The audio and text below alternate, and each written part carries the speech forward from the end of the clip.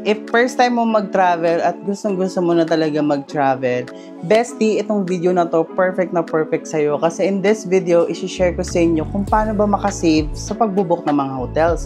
Syempre, meron ka ng flight tickets, dapat meron ka ding hotels, okay? Kaya watch this video, okay? Full video to. Okay, let's go.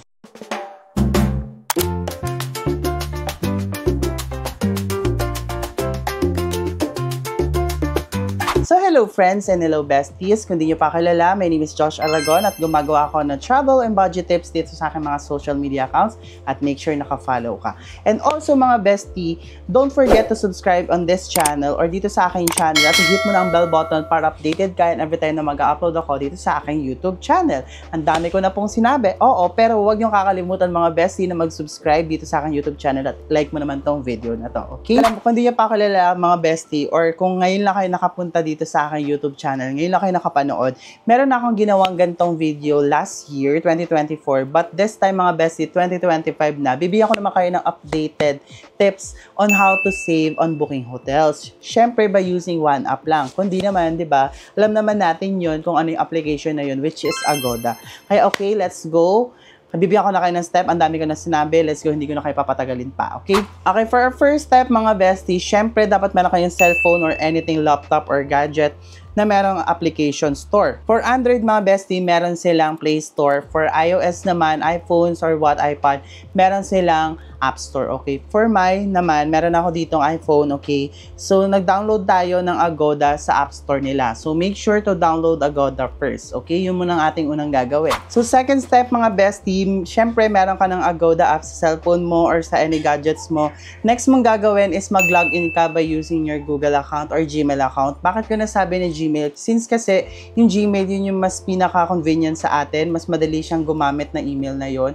At bakit, mga bestie, ginamit ko yung Gmail is yun nga, sabi ko sa inyo, yung Agoda kasi is nag-email sila ng booking confirmation once you book with them, okay? Kaya mag-login na kayo. Third step, mga bestie, syempre nakapag-login ka na, nakita mo na yung Agoda app mo, nandyan na, proceed ka naman dito sa deals, okay? Sa deals, mga bestie, makikita mo doon yung coupons, okay? Ilalagay mo itong promo code na to, mga bestie, ilalagay ko dito yung promo code, okay? Huwag niyong kakalimutan, mga bestie. Kung magbubook ka ng hotels, mga bestie, ito yung code na lalagay mo, Josh L. Agoda, yan yung lalagay mo, for up to 10% off discount, okay? For up to 10%, malaking bagay na yun, mga bestie, kasi pangkape rin yun. And then, for magbubuka naman ng activities, mga bestie, pwede mo rin gamitin itong code na to, JL Agoda Fun, for up to 5% off discount, okay? Yan yung mga lalagay nyo na code, mga bestie, pag once na gusto ninyo makasave ng mga discount, ay, makasave pag nagbubook kayo ng mga hotels and activities. But this time, isi-share ko lang sa inyo kung paano kayo makakabook ng murang hotels, okay? For our fourth step, mga bestie, syempre, nalagay mo na yung promo code ko na Josh L. Agoda. Syempre, magsa-search ka na ng mga destination or yung hotels na dun sa pupuntahan mong destination. Like, for example, kung pupunta ka ng Boracay, pupunta ka ng Taiwan, ng Hong Kong, ng Malaysia, ng Japan, ilagay mo yan, makikita mo yan dyan sa Agoda app mo. Lahat ng mga activity, ay lahat ng mga hotels na ano dyan, na available on your specific travel dates, okay? Pumili ka na. And for our fifth step, mga besties, syempre, nakapili ka na ng hotel, na-consider mo na kung magkano yung babayaran mo, nalagay mo na lahat ng mga pangalan ng mga guests na mag-stay sa hotel, tapos yung mga contact numbers and emails ninyo nandun na din. Syempre, proceed na kayo sa payment. Sa may babang part, mga bestie, meron doon nakalagay na have a code, okay? Yung coupons. Make sure nyo lang, mga bestie, na nandun na mismo yung code ko, which is yung Josh L. Agoda, okay? Pag wala yun, mga bestie, pwede nyo naman siyang i-retype, okay? Make sure nyo lang na pag ni-retype nyo yan, is lahat is naka all caps para naman ma-consider talaga or mag-credit yung mismong code talaga, okay? Para magkaroon kayo ng discount, okay? And for our sixth step, mga bestie, which is yun nga, pinakalas na to, nakita mo na na-discount yung mismong total amount doon sa mismong Agoda app, okay? Na-consider mo na yung mismong amount talaga, proceed ka na sa payment. Sa Agoda, mga bestie, ang pwede nyo lang mabayaran doon is credit card, okay? Credit card, debit card, pwede doon, okay? Yun ang pwede ko masuggest sa inyo para mas madali nyo mabook yung Agoda hotels ninyo. Okay, after that, pag once na na-book nyo na payment, magkakaroon ng OTP, okay? OTP galing sa inyong mga credit cards or debit cards. Important yun, mga bestie. Dapat yung lalagay nyo din ng mga contact number doon sa pagbubukan ninyo is doon din, match doon sa mismong credit card or debit card ninyo para naman mas mapabilis yung transaction ninyo. So, syempre, after mo nang nabayaran mo na siya, nag-confirm na, ang next mong gagawin is mag-wait ka na lang on your travel date. And also, mga bestie, is i-enjoy mo yung travel mo. Okay? Yun yung ating mga steps on how to save on booking hotels via Agoda app. Diba napakadali lang, hindi siya sobrang hirap. Sobrang dali lang niya talagang i-access ng Agoda app, kaya nagustuhan ko rin siya. At ito pa mga bestie, mga nagustuhan ko sa Agoda app. Kaya bakit ko laging nire-recommend sa mga viewers ko or sa inyo na nanonood ngayon kung bakit gusto ko lagi kayong mag-book sa Agoda app. Ito yung 3 reason. Okay, bibigyan ko kayo ng 3 reason. Syempre, una na dyan, sa Agoda app mga bestie, maraming hotels na pwede kayong pagpilian. As in, from budget, mid-range to luxury, lahat na ata ng hotels andun na sa Agoda. Kaya super duper, marami kayong pagpipilian pag once na naghahanap kayo ng hotel for your specific destinations. So, second reason mga bestie is transparent on guest reviews. Bakit ko nasabi mga bestie?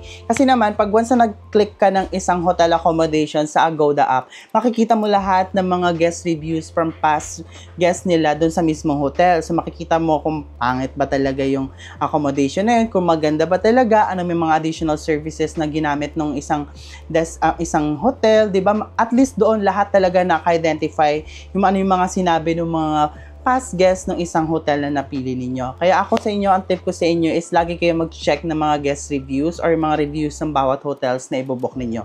Kasi mga bestie, walang perfectong mga hotels or establishments sa mundo, okay?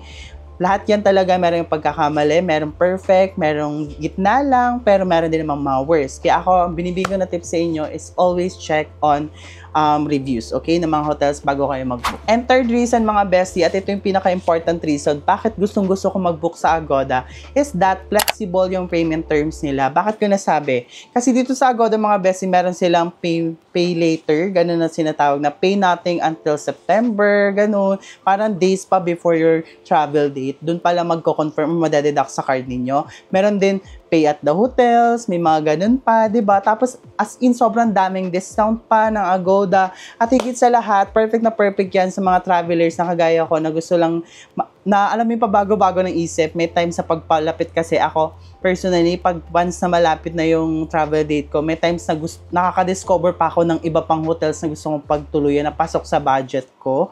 So, mabilis ko siya maka-cancel kasi nga merong free cancellation option si Agoda on specific dates lang, okay? Kaya ganun. Kaya super love ko talaga mag-book ng hotels and activities sa Agoda. Kaya, mga bestie ko, kaya kung gusto niyo mag-book ng hotels, ako na nagsasabi sa inyo, gamitin niyo yung aking mga discount codes para magkaroon kayo ng discount up to 10% off discount. Malaking bagay na yung pangkape na rin yung mga bestie ko. Kaya ilalagay ko dito ulit yung mga promo codes ko, kaya huwag nyo kakalimutan, okay? So that's it mga besties. Sana nagustuhan nyo tong video na to. And alam ko naman nagustuhan nyo kasi savings about sa mga paano ka tayo makakasave. Kaya kahit sino naman magugustuhan yung mga gantong video. Sana nakatulong tong video na to. Kaya kung nakatulong man tong video na to mga besties, super duper ma-appreciate ko na mag-comment kayo at i-like nyo to. At higit sa lahat, mag-subscribe kayo sa aking YouTube channel, okay? Kaya naman mga besties, kung gusto nyo pa ng mga gantong mga videos, travel, and budget tips, okay, i-follow nyo ako sa aking mga social media accounts. Ilalagay ko dito sa screen. And also mga bestie, kung gusto nyo mag-book sa mga hotels and activities, ito naman yung mga codes ko sa Agoda para maka-discount kayo up to 10% discount. Okay? Yun lang mga bestie. Ang dami ko nang sinabi. Mag-subscribe kayo. Okay? Yun lang. Thank you so much for watching. Bye! God bless. Bye!